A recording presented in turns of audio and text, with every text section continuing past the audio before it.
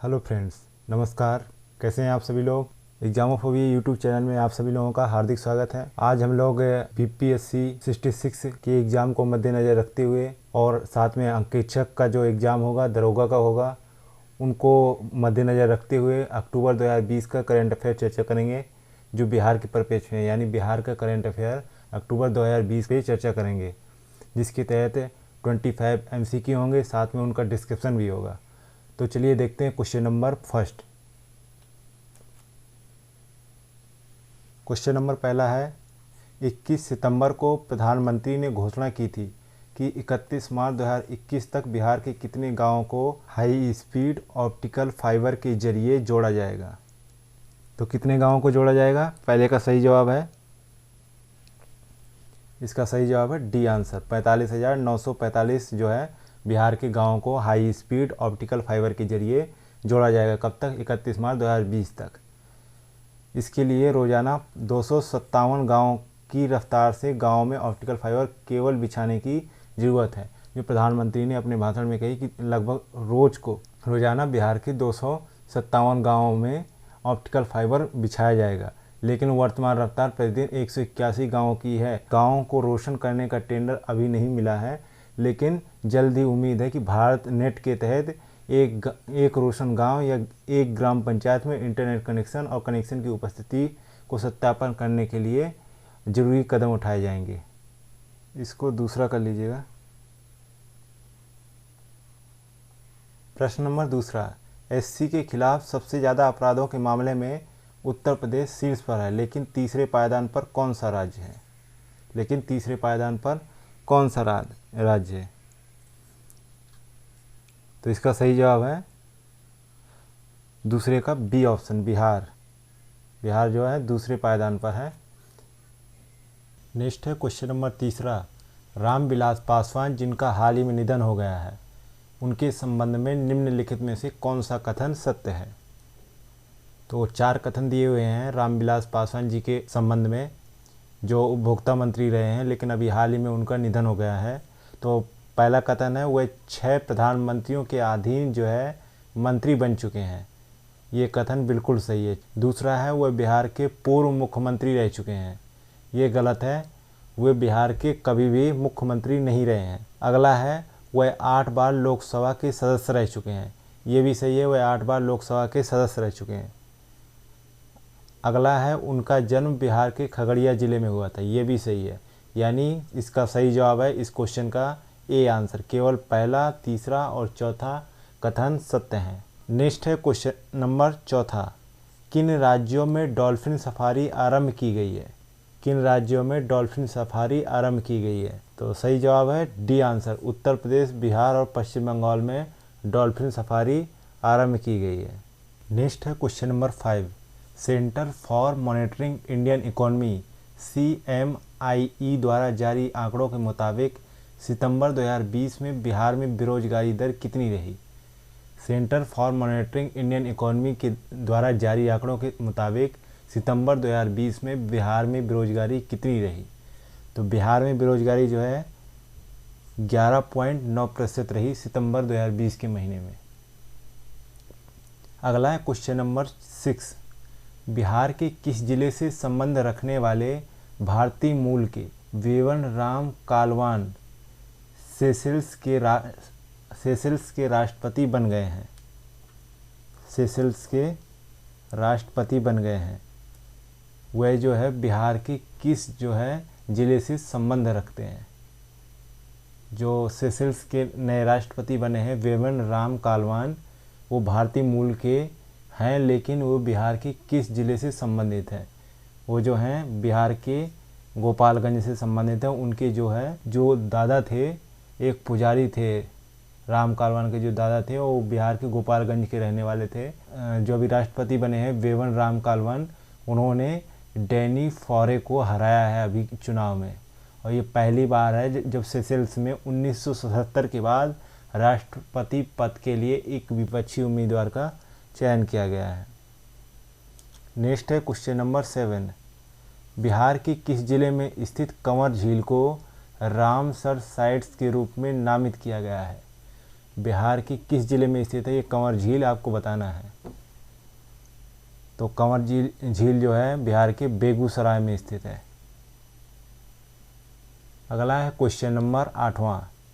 देश में पहली बार किस ट्रांसजेंडर को चुनाव के दौरान पीठासीन अधिकारी बनाया गया है? देश में पहली बार किस ट्रांसजेंडर को चुनाव के दौरान पीठासीन अधिकारी बनाया गया है? उसका नाम मोनिका दास है। बिहार के चुनाव में इतिहास रचने वाली ट्रांसजेंडर मोनिका दास को बिहार विधानसभा चुनाव में पीठासीन पदाधिकारी बनाया गया। उन्हें पीठासीन अधिकारी के तौर पर 8 अक्टूबर को ट्रेनिंग दी गई। कब दी गई ट्रेनिंग? 8 अक्टूबर को। वे देश की पहली ट्रांसजेंडर महिला है जो एक राष्ट्रीय बैंक में 2015 से कार्यरत है। मोनिका से पहले पश्चिम बंगाल की ट्रांसजेंडर महिला रिया सरकार को पोलिंग ऑफिसर नियुक्त किया गया था। नेक्स्ट है क्वेश्चन नंबर 9। राम बालक महतो जिनका अभी हाल ही में निधन हो गया, वे बिहार में रिकॉर्ड कितने बार महाधिवक्ता बनाए गए हैं? वे जो है बिहार के कितनी बार महाधिवक्ता बनाए गए हैं? तो बताइए, इसका सही जवाब होगा सी आंसर, 6 बार महाधिवक्ता बनाए गए हैं। वे जो है 90 वर्ष के थे और उनका इलाज चल रहा था पटना के मगध मेडिकल कॉलेज में, जहां उनकी हृदय गति रुकने की वजह से उनकी मृत्यु हो गई। और जो है पहली बार वो 1980 में महाधिवक्ता बने थे, दूसरी बार 1985 से 89 तक, तीसरी बार 1990 से 93 तक, चौथी बार 2010 से 15 तक और इसके बाद 5वीं बार और 6ठी बार जो है 2015 में भी वह राज्य के महाधिवक्ता बनाए गए थे। नेक्स्ट है क्वेश्चन नंबर 10वां। बिहार ओलंपिक संघ का अध्यक्ष किसे बनाया गया है? जो बिहार ओलंपिक संघ के नए अध्यक्ष बने हैं उनका नाम जो है अब्दुल बारी सिद्दीकी है। जो नए अध्यक्ष हैं वो अब्दुल बारी सिद्दीकी हैं। नेक्स्ट है क्वेश्चन नंबर 11। किस फसल की जेनेटिकली मॉडिफाइड किस्म की जांच पड़ताल के लिए केंद्र सरकार ने फील्ड निरीक्षण व वैज्ञानिक मूल्यांकन समिति को बिहार भेजने का फैसला किया है? किस फसल को जेनेटिकली मॉडिफाइड किस्म की जांच पड़ताल के लिए केंद्र सरकार ने फील्ड निरीक्षण व वैज्ञानिक मूल्यांकन समिति को बिहार भेजने का फैसला किया है? तो कौन सी फसल है ये? इसका फसल का नाम है बैगन। बैगन की फसल को जांच पड़ताल के लिए एक टीम भेजी गई है बिहार। नेक्स्ट है क्वेश्चन नंबर 12। बिहार से चलने वाली किस ट्रेन में महिला यात्रियों की सुरक्षा के लिए बिहार सरकार ने मेरी सहेली नामक कार्यक्रम शुरू किया है? तो बिहार से ऐसी कौन सी ट्रेन चलती है जिसमें महिला सुरक्षा के लिए मेरी सहेली नामक कार्यक्रम शुरू किया गया है? तो उस ट्रेन का नाम बताना है आपको। तो सही जवाब क्या होगा इसका? बी आंसर, विक्रमशिला एक्सप्रेस में जो है मेरी सहेली नामक कार्यक्रम की शुरुआत की गई है। नेक्स्ट है क्वेश्चन नंबर 13 है। मुख्यमंत्री 7 निश्चय योजना के क्रियान्वयन में और इम्प्लीमेंटेशन में बिहार के किस जिले को प्रथम स्थान प्राप्त हुआ है? बिहार के किस जो है जिले को प्रथम स्थान प्राप्त हुआ है? सही जवाब बताइए, इसका क्या होगा? इसका राइट आंसर है डी ऑप्शन, जहानाबाद को पहला स्थान प्राप्त हुआ है। आगे बढ़ते हैं, क्वेश्चन नंबर 14 देखते हैं। बिहार के किस जिले के पर्वतारोही नंदन चौबे ने कोरोना वॉरियर्स को सम्मान देने के उद्देश्य से हिमाचल प्रदेश में स्थित माउंट फ्रेंडशिप पीक की सफलतापूर्वक चढ़ाई की है? किसकी? माउंट फ्रेंडशिप पीक की सफलतापूर्वक चढ़ाई की है। तो नंदन चौबे बिहार के किस जिले के रहने वाले हैं ये बताना है आपको। तो वे जो है बिहार के बक्सर जिले के रहने वाले हैं नंदन चौबे। नेक्स्ट है क्वेश्चन नंबर 15। चुनाव आयोग द्वारा बिहार विधानसभा चुनाव 2020 के लिए स्टेट आइकन के रूप में किसे नियुक्त किया गया है?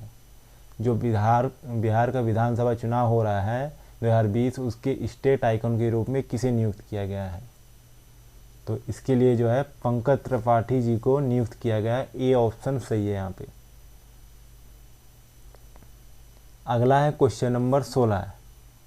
स्वच्छता सर्वेक्षण 2021 के लिए पटना नगर निगम द्वारा किसे ब्रांड एम्बेसडर नियुक्त किया गया है? ब्रांड एम्बेसडर किसे नियुक्त किया गया है स्वच्छता सर्वेक्षण 2021 के लिए? किसने नियुक्त किया है? पटना नगर निगम ने। तो इसका सही जवाब है बी ऑप्शन, संजय मिश्रा को ब्रांड एम्बेसडर नियुक्त किया गया है। नेक्स्ट है क्वेश्चन नंबर 17। बिहार के किस डॉक्टर को इंडियन मेडिकल एसोसिएशन IMA का राष्ट्रीय अध्यक्ष बनाया गया है? बिहार के किस डॉक्टर को इंडियन मेडिकल एसोसिएशन का राष्ट्रीय अध्यक्ष बनाया गया है? तो किस डॉक्टर को बनाया गया है? डॉक्टर सहजानंद प्रसाद सिंह को नया अध्यक्ष बनाया गया है IMA का।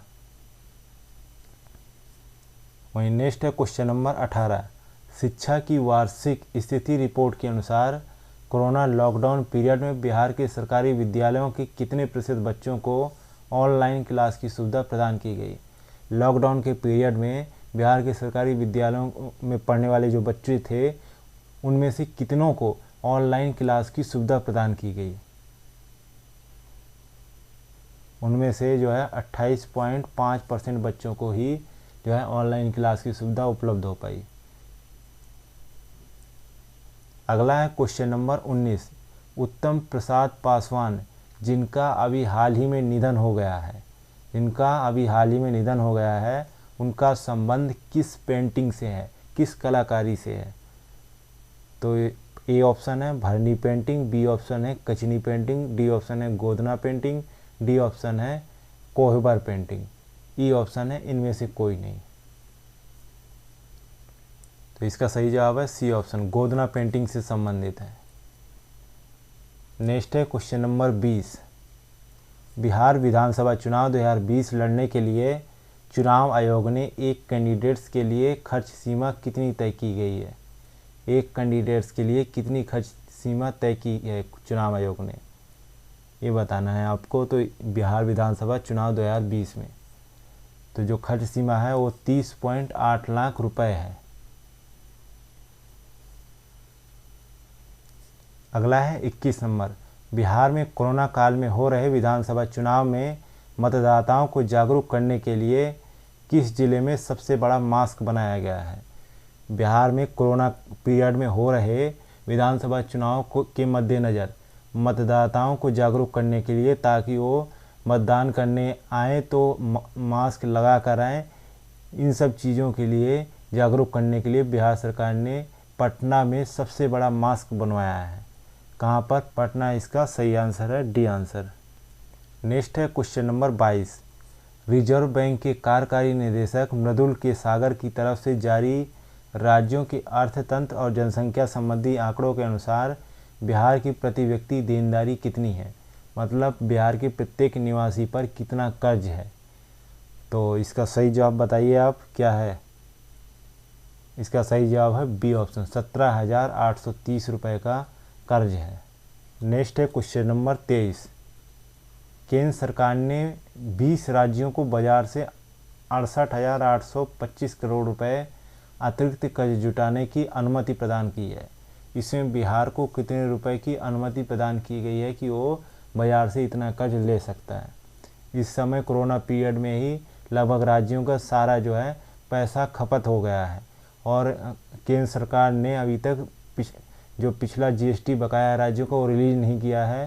केंद्र सरकार ने कहा है कि जो है 20 राज्य जो हैं वो मार्केट से कर्ज ले सकते हैं, अतिरिक्त जो है कर्ज जुटाने का प्रयास करें। तो उसके तहत सारे स्टेटों की जो लिमिटेशन है वो डिसाइड की गई है। तो बिहार के लिए जो है 3,231 करोड़ रुपए जो है अनुमति प्रदान की गई है केंद्र सरकार द्वारा कि इतना कर्ज ले सकता है बिहार। नेक्स्ट है क्वेश्चन नंबर 24।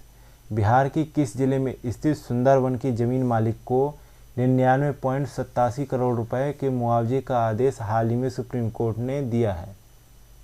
तो जो है ये सुंदरवन जो है कहाँ पड़ता है ये बताना है। तो ये जो है 24 का सही आंसर है सी ऑप्शन, भागलपुर में पड़ता है।